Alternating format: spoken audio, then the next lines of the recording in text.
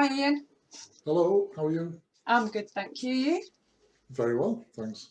Thanks for agreeing to have yourself interviewed for Fund4Trees.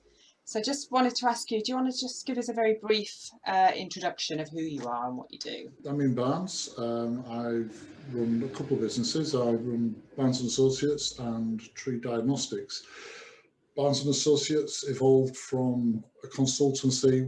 I was a previous climber and contractor and ran a contracting firm, and we needed to give advice. We've sort of evolved that through to the point now where we've been doing that for 25 years, which is scary when you add it up.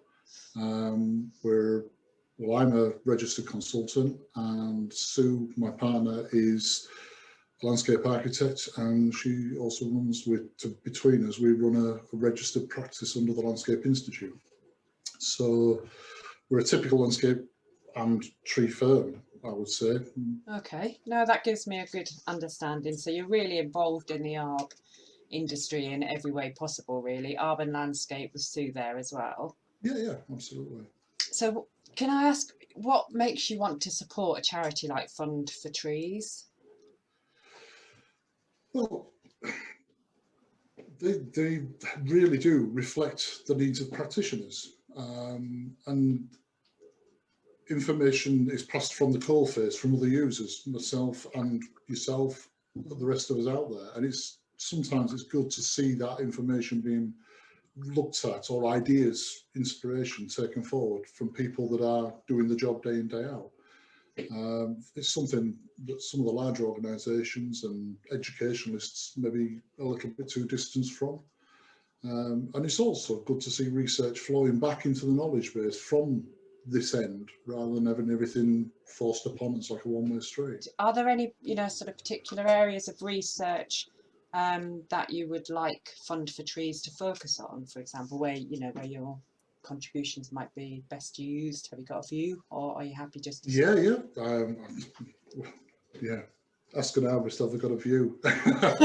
Well, a brief view then, please. A brief, right, I'll leave the soapbox out. From a personal perspective, trying to find ways of simplifying biomechanics and stopping the dogma that runs through our industry.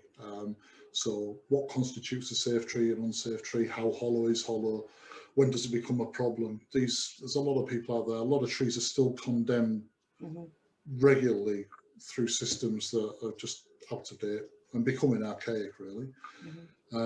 It'd certainly be nice to see a valuation system for private trees to sort of bring the benefits that we've seen with CAVAT, but also that fills the gaps from the Headwell system. So it would be nice to see ways that we can demonstrate the worth and value of trees when it's not in the public domain or not in the public gaze. Do you have a view on, do you mind if I just ask you quickly, do you have a view on the establishment of trees in the urban environment? Is there an area in that you think is worth exploring in more? Yeah, absolutely. I mean, not just species choice, but the way in which the trees are planted. I mean, there seems to be a constant move towards bigger and bigger trees, and instant impact. And we all know our training, all the research points to trying to use smaller trees. You get more trees in the ground, they need less maintenance, they establish quicker, there's bonuses that way. And certainly anything that we can do to simplify the management of the trees and get that foothold and get going. And actually, because up until a certain point, they're not only a carbon drain, but a financial drain. It's getting them to a point where they establish an offer. How can others support Fund4Trees? Is there, do you find it fairly easy? I mean, like we do, I mean, quite honestly, donating a job is the best way. I mean, trying to get cash out of a Yorkshireman, it's just not possible. I mean, it's genetically, we're predisposed to not give cash, but there's something quite good about donating a job. You're going out on site, hopefully it's a sunny day, you're basically being paid to go and look around somebody's wonderful tree collection and offer advice. And it seems a fair thing that some of that pleasure can be taken and converted into cash and handed back in.